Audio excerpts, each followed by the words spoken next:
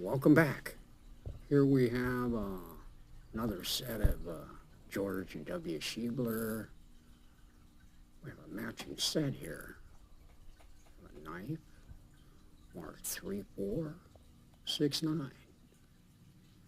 Then we have a folding comb, sterling, marked A. Originally got the comb as a birthday present and found the knife, the matching knife, and I've been collecting his stuff ever since. The knife, according to the numbers, is right around 130 years old, which means that the comb is too.